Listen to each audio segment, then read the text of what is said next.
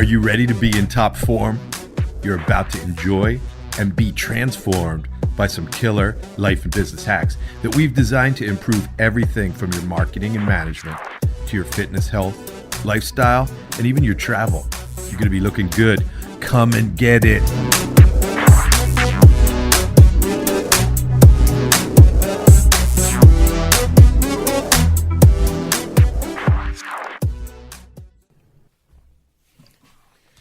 Hello, everybody.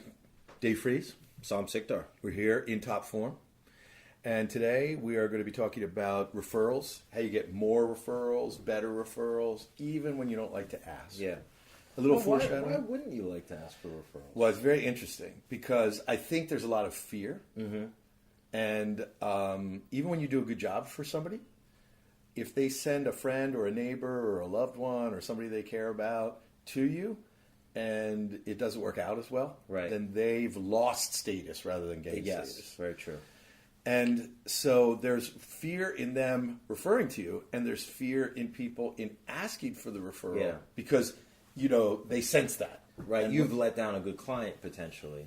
And maybe we're jumping ahead here, but that's probably not because you did a bad job. Right. But because they referred you the wrong person. Yeah. And so one of the things you're going to hear over and over again is, before you do this, although I'd still do something on Monday, but get a little bit more clarity about who it is that you're great at serving, who has a great experience with you, who buys your higher profit margin stuff, and is excited by it because they're going to, one, make more referrals, and you're going to be more confident because you're going to feel and know I did a great job for them. And one of the things that you could do, well, we are jumping ahead, but you could even tell people without ever asking them for a referral that most of your work comes from referral. And one of the ways we do that, which is very discreet, is when I come in, I ask clients, who referred you today? Was it your lawyer, your doctor, financial planner advisor, accountant, friend or loved one, insurance advisor? Well, so we've implicitly said there, these are the sorts of people who refer. And so if you have a business with any kind of intake process whatsoever, just by planting that question in there, you're already priming them to know that you're a referral-based business. Although we don't mind telling people that in addition, I think we've got 15 or 16 others, but one of the ways to get more referrals, even if you don't want to ask, is to actually ask. So we'll try to get you to overcome the fear. I like when I look out and they're smiling. That's a good sign. So let's see here. Vijay. Thank you for joining. Vijay Katani. I missed you the other day, my friend. So Vijay runs a lot of meetings in his organization. Oh, nice. So you could leap in and tell us where we're wrong or something that you're doing too. Just send us a comment. We're happy to address it. So I think, Sam, that we have 16. You want to lead us off with one? Let's do it. Create a referral program or system with complementary providers to exchange referrals. So this is sort of finding out. I forget who said this, but I love this sort of statement and concept is your best customer is already somebody else's customer. Sure. Right? And so it's figuring out, one, who your best customer is and where else do they hang out. Right? Where do they buy stuff? Where do they frequent? And going to those people and creating some sort of strategic alliance or partnership with those non-competitive organizations. So, for example, I run a martial arts school. There is a sort of like a pop-in type of daycare place opening up in Exton. That would be a great. They serve families with younger children. We serve families with younger children. That can be a great referral source for the both of us. We don't want to get involved in childcare. They want to provide enrichment activities outside of just providing childcare, and that's a good referral source going back and forth. So a couple of things about that is identifying them, where they are, and then if that works, scaling it. So you have multiple schools in multiple locations. That's right. It doesn't necessarily mean because it worked here, it'll work in the other location, but it's highly likely that it will. Yes. And then if that works, finding other organizations, similar businesses that are also serving that interest. Now, we sort of leapt right into this, but this is a good time to discuss it. Why is that so powerful? Because if the person trusts somebody to provide care to their child, that's right, and they're making a referral to you, you're inheriting all that. So referred clients, customers, and patients are way more likely to be more highly engaged, buy more often. Yeah.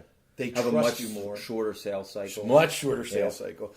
And that's probably in part because of the trust. Yeah. They come in with that built into the process. It's yours to lose. And they are more likely too, because they refer to you, to understand that's how it works. Yeah. Not even consciously, but unconsciously. And to make that referral. Absolutely. So love that idea. It's a super easy one. All of these are easy to do. And we don't expect you, and it wouldn't be desirable to say, I'm going to go into the office Monday and do 12 of these. No. But pick one at a time as you go through these, star the 1, 2, or 3 that are most likely to work for you, and get one of them going. Yeah. And you can always add to this, or you can always scale the one that you've got working. That's right. So number 2, this is unusual for us. Usually we sit around and make fun of other people. We drink. We've even done a whole show on cocktails. Yeah. Which we're not drinking stimulants or depressants. Something today. has gone terribly wrong. Yeah. I blame producer Leslie, who, by the way, there's a third show today. It won't be live, but producer Leslie is going to be on camera. That's right. We're dun, dun, dun. Yeah, dun, dun, dun, dun. So don't feel overwhelmed by this list. Just pick one and do it. Terry Ann is back. Excellent. Terry Ann, you know this one too, because Terry Ann not only is a allied medical professional, but she runs a big conference for allied medical professionals. Wow. Just people flying in from all over the country. Terry Ann, does anybody come in internationally? She schedules it every year when there's a nor'easter. Yeah. She's able to consistently predict when a giant snowstorm will hit Philadelphia. And plan a conference. And she plans a conference around that. It's her. fantastic. It's excellent, though. Seems There's good. a lot of bonding. She does everything right, except for the snowstorm. Maybe because of the danger, that's even better. Yeah. People feel a bond. We're going to, by the way, trust is one of the reasons that referral works so well. And in case you guys here are wondering why we're looking over there, that's where the real cameras are. We're not ignoring you. Terry Ann just says funny, exclamation point, which we appreciate. Thanks. VJ hasn't even said funny. I think he just turned it on to make us feel like he was watching. That's right. And he's moved on to bigger. Yeah, he's smoking a cigar. He's at a cigar bar and having a morning or early afternoon cognac or something. Yeah. Yeah. It means afternoon. Yeah. So back to the task at hand. This was more like it. So, remember our last show about following an agenda? Well, we actually have a written agenda. We're just off target. Recognize and thank all your referral sources every time. Yes. Now, I'm better at this than I used to be, and I am genuinely thankful. But I don't always thank them in the same way now. I get it that if you sent somebody a brownie or a cupcake, and they were a really good referrer, and they just kept getting brownies and cupcakes from you, that could be, especially if they're diabetic, then that could be kind of a drag. Yeah. You need to do a little bit more client research. Yeah. Exactly. But something as simple as an email is good, but may not be, that's not be consistently the way you do it. Right. Wicked Good Cupcakes, we actually have the link in here, .com. Super easy, delicious. Even if somebody is diabetic, they could share that with other people who aren't and get, incredible credit for it. But they're different things that you want to do. You don't want to do the same thing over and over again. But be paying attention to who it is that's referring, what they would like. So I do like Wicked Good Cupcakes, by the way. I've never eaten them. I just like the way they look, and people who do eat them go, ooh, nice. Yeah, exactly. If you have number three, if you have clients, customers, or patients who don't refer, create another way for them to recommend you. So this is all about giving tools for referral, and maybe we'll talk about that a little bit later too. But some people are just not comfortable making that big leap of faith to say, "Hey, come in." So we have a variety of ways for them to do let's call it a softer referral. So it might be sort of like client appreciation parties where they can bring a non-client in, right? It might be just very streamlined, simple to use online referral tools. It's print material that we give them. Hey, if somebody, they're going to be asking about what your children are doing and excited about all the changes they have. When they're asking, give them this guide. So we have like a little consumer guide for people to share. So it's not totally a direct referral, but it's different kinds of collateral, offline, online, in person, that people can use to sort of bring people into awareness of your organization. I love that. And a little language pattern that can accompany that is, for you, for example, you could say, listen, you may, because your kids are training, they're going to talk to their friends about it. They're excited about it. So now, again, you're implanting that idea that parents are going to notice how exciting their kids are. And you could say, and people may ask you about it. And listen, you know that martial arts training is not for everybody. It's not for every family. It's not for every kid. Right. There's people who respond better to it than others. So naturally, they'll have questions. Here's a guide, or here's a video, maybe for parents, about why your kid should train or what the benefits are, something like that. Actually, by saying it's not for everybody has made your existing client or customer feel the specialness about the decision they made. Yeah. And it gets them off the hook a little bit in case the other person determines that it's not for everybody. Yeah. So I love that. Number 4, the pace is just shocking. It is. It's breakneck. Ben Blake is back. Welcome. Excellent. Terry Ann says here, she's just shouting out places: Ireland, Great Britain, Israel, Mexico. Oh, she's responding to a question we asked. So she had people at her little conference, not little anymore, it's big, from all of these countries. Fantastic. Yeah. So doing a great job. Ben, welcome back. Any, look at all these friendly faces of people who are on, but I'm not seeing any liking or loving. No.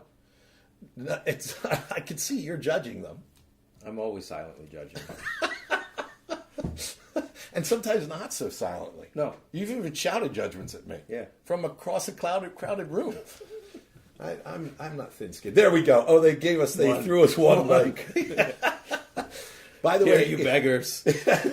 You're on YouTube. You'll see the phenomenally well-produced version of this later. But if you know anybody that would benefit from either of these shows that you guys are watching, the one on having better meetings or referral, be sure to share this. So isn't that something? Producing content that people can share.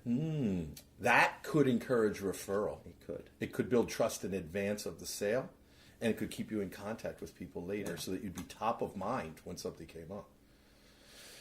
Not that we're judging people that don't do that. No. I forget. I interrupted myself. I think we're on number 4. Number 4. Make sure your current clients, customers, and patients know about all the products and services you offer. So this doesn't mean that they'll all take advantage of all of them. That's right. But it could, by the way. So you could end up making each client, customer, or patient worth a lot more. But maybe something's not appropriate for them right now. But building into your process of onboarding and educating them, making sure that they know and understand what you do offer, makes it more likely. Also, we take it for granted. I remember as attorneys would come on board and work with me, I would tell them how important it was to stay in touch with the client and that the client needed to know other things we do. And they always think they're so memorable, that we're super memorable to the client. And then they're shocked when a client maybe remembers and comes back to them to get the will done 10 years later, but in the meantime has created 4 LLCs and corporations. Yeah. And these lawyers are going, why didn't they come to me? Well, you, A, probably never told them that you did that. Right. And B, you're not actually that memorable. Yeah. Although the more exciting, and we're alluding to another one, and more interesting and more amazing the experience they have, the more likely they are to refer.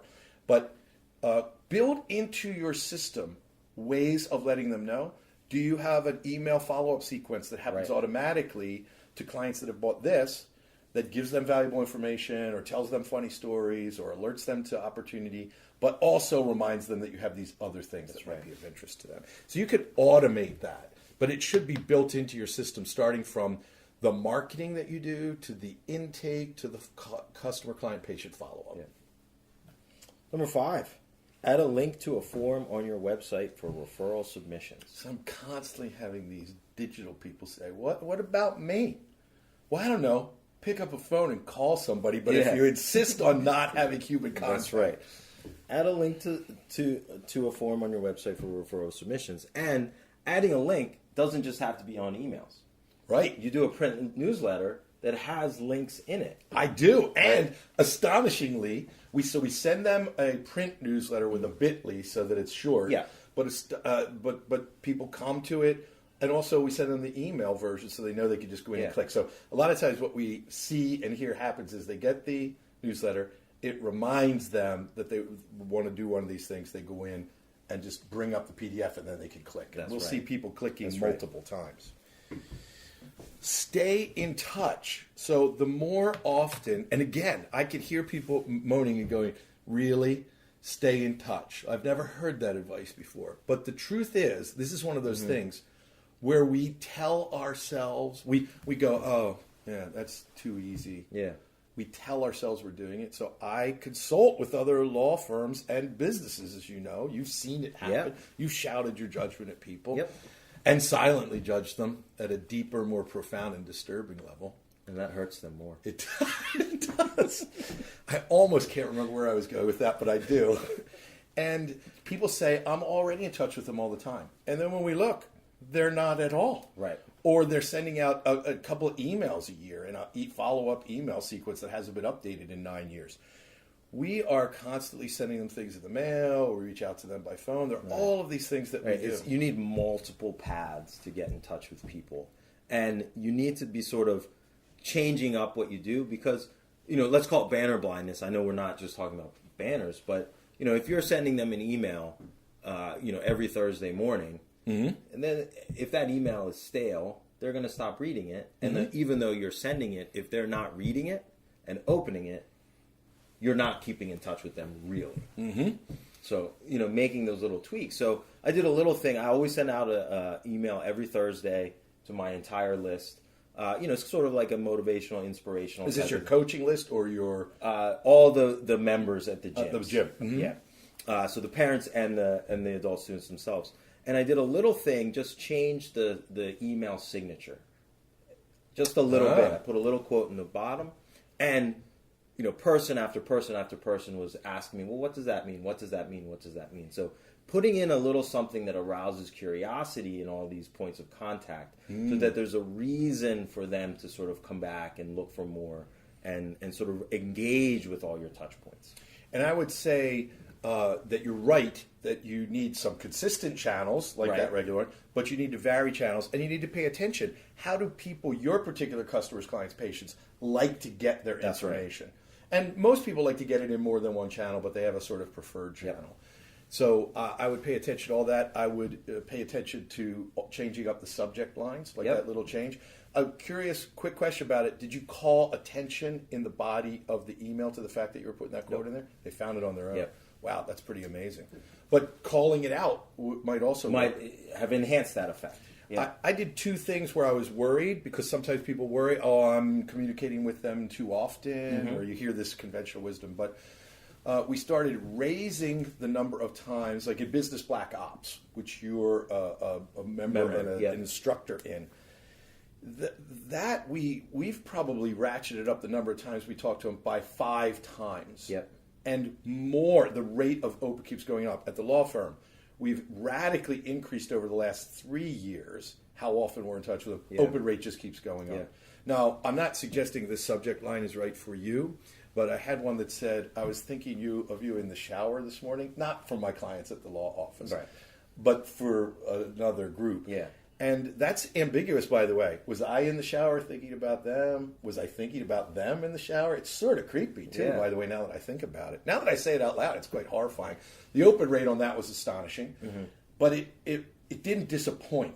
I told a story that was engaging and right on point for most of them, and the click-through rate was astonishing on that.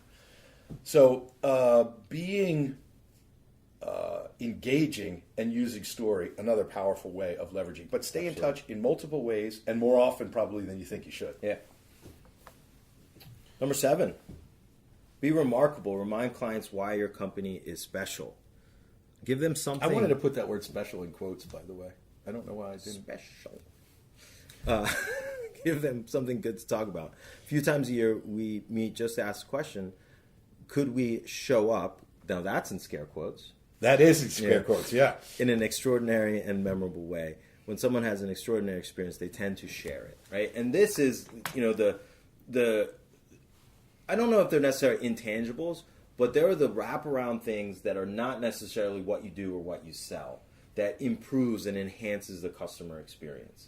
And it could be little things like having flowers or which we do. A nice binder at the meeting. And people respond to that. Yeah. They talk about it while they're there. And it's the quality of presentation that people have. And, when new students come in, especially the kids, there's a board and a belt with their name on it. And the instructors are there ready and waiting for them. So it's a small touch, but that makes that first time going to this scary martial arts gym, welcoming and friendly, and you feel part of the family. So what are different ways that you can, add icing and sprinkles and everything that enhances the experience? So we do that by having fresh flowers in the conference rooms. We have really high quality chocolates there. We have, in the summertime when the conference rooms get hot, especially after hours and the chocolate would melt, we have shortbread or something like that. They're just things that we have leather pads that sit on the desk that people sign on. All these little things that people remark upon there, but then they're telling other people about it, or they're at least telling the people about the gestalt of the experience they had.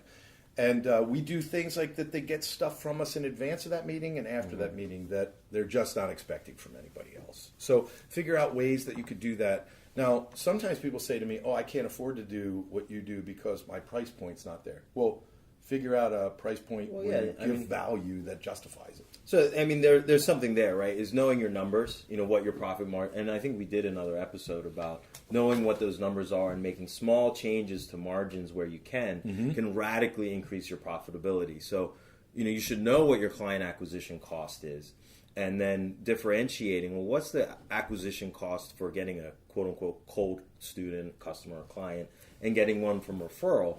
And then you might ask, you can't afford not to do this stuff. Exactly. By the way, Miss Robin Fries has joined. Wow. Hey, Robin. And Terry Ann Shell is on, by the way, too, Robin. So you guys can carry on a sort of off-to-the-side conversation here. Those two do all of these things that we're talking about in their practices and in the organizations that they're part of. So they're just here for like a little incremental edge. They want to get that little extra leverage. By the way, you mentioned prior shows. They're lined up here on the In Top Forum channel. Also, if you want the more highly produced, visually interesting versions of these shows, you could go to YouTube. And if you go and subscribe on the YouTube channel, we will enter you to win. We have all manner of exciting prizes that we give out. And if you subscribe to either YouTube or the podcast on iTunes, I think we put you in 2 or 3 times, don't we? No, 2 times if you subscribe and 3 times if you leave a 5-star review or a testimonial of some kind. Very nice. So if you're more interested in listening to these, then put them on the... Oh, here's Tucker. Come here, Tucker. And then, there we go. See, Tucker gets all the loving. Tucker, what's happening? So... if you are more interested in the podcast, then by all means go. We should probably just let you out, Tucker. By all means, go and subscribe to the iTunes podcast. It's great stuff. If you like the highly produced video, YouTube. Yeah. And if you just are a Facebook person, there's a whole catalog of former titles. So share it. Let producer Leslie know. Just message us here, and she'll enter you to win. So let me see here. Are we on 8? Number 8. Yeah. So inspire confidence and remove the risk. So obviously this one's kind of related to what we're just talking about. Getting more of your clients from referral means you'll probably get more of your clients from referral. And so they're coming in with a higher level of trust. But even those that are coming in from other sources, do your marketing, put out your content in a way that really develops trust. We found for us that video really inspired trust. Thank you so much, Producer Leslie. That's what I'm here for. Sorry. And but by doing this in a way where people are super confident, they're going to be confident that you're not going to let them person down when they make a referral. So one of the things we tell existing clients when they make a referral is, look, send them.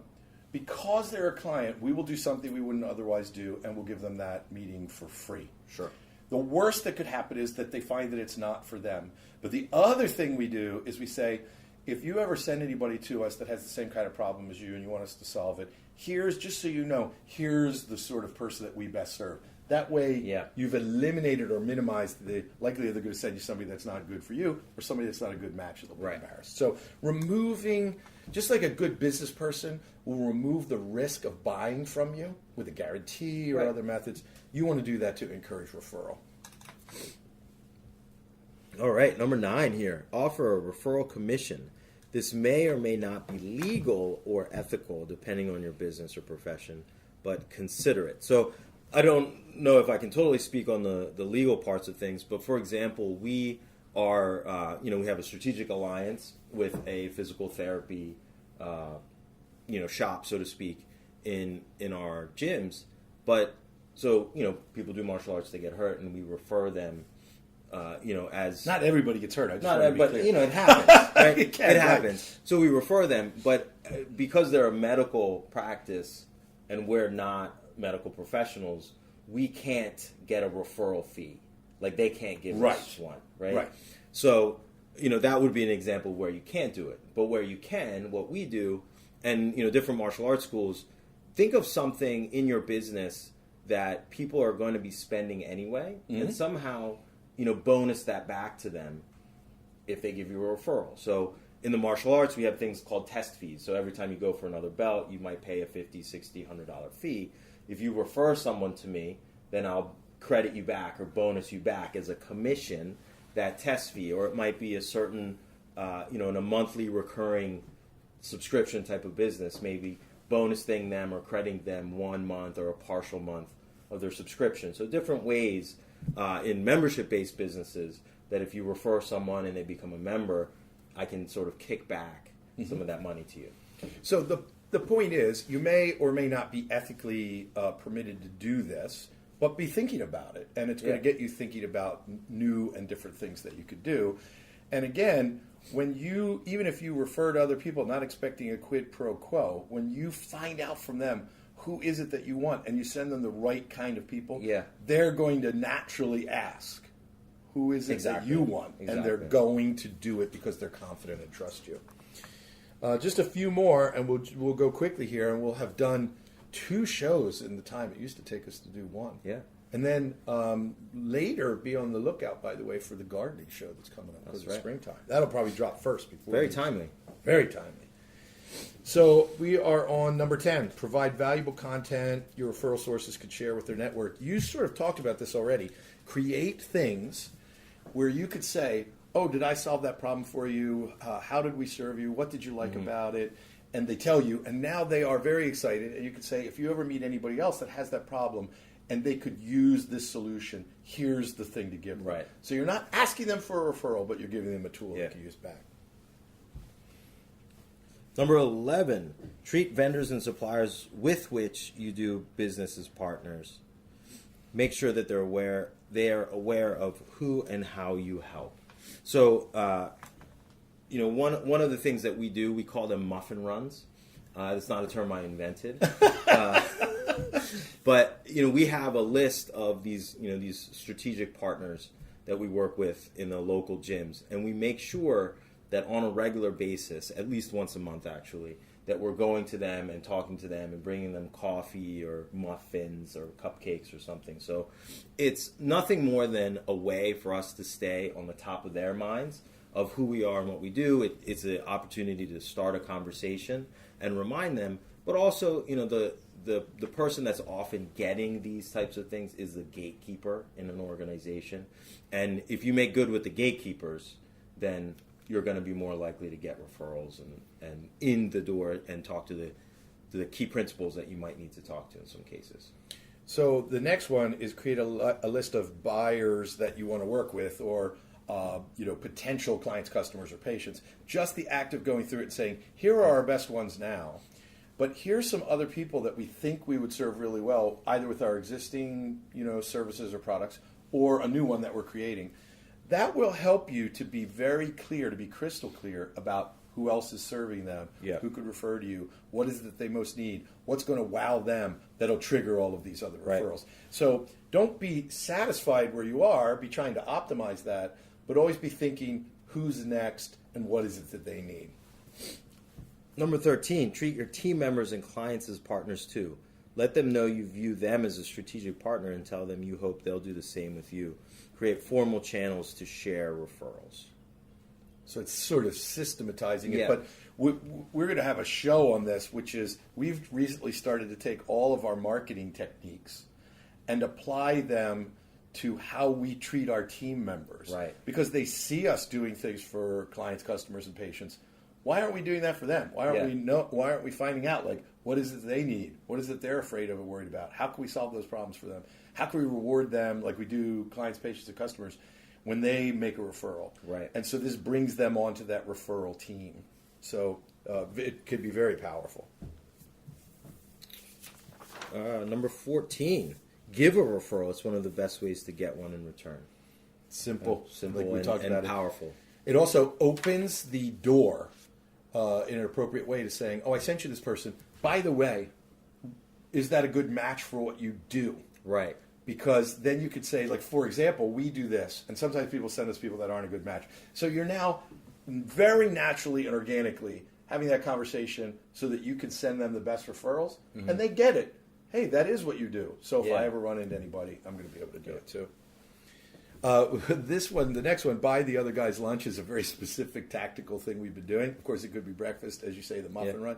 But we found a caterer, and we now just contact an office that's been of some partner, referral partner that's been really good to us, and we say, hey, we know you're busy. We want to buy you breakfast or lunch. And so here's the name of the person. All you do is call and set it up, and then that caterer rolls out and delivers that breakfast or lunch. People love that. It's got an amazing response. It's not very expensive, and it builds really goodwill. That's awesome. Number 16. So the title of the show is How to Get More Referrals Even When You Don't Want to Ask. So what's your last one? It's so evil of you, sir. Ask for referrals. So here's the thing, is we started the show by saying the reason people don't want to, which is crazy, is because they're afraid. Yeah. And they sense the client's fear, and they're afraid that if they ask, it's going to create a barrier. That's because you haven't delivered in a way that's outstanding. You haven't built the trust story that you need to. So go back and re-engineer your process. How can we make it so that it is the most natural thing in the world? And there is a way, even if you just can't bring yourself to ask, but if you do this the right way, you'll be asking. Yeah. There's a way of saying, what did we do for you? How did we do? What was the best thing about it? If you had to describe this to somebody else, how would you do it? And you know we get most of our business from referrals because you were referred. So if there's anybody that ever has this problem, now you're positioning them as somebody that's out there helping. Yeah. And then remove the risk for them. Anybody that you send us, you tell them, we waive the fear, we do this or we do that. So all of these things will help you to ask more comfortably. Yeah. So hopefully, I mean, that was 16. This was jam-packed. Even though, and we didn't bring the torpedo into this, which is a weapon we'll be talking about on a future show. Prizes we will be giving away the next time we're live. So make sure you share this with anybody that would benefit from it.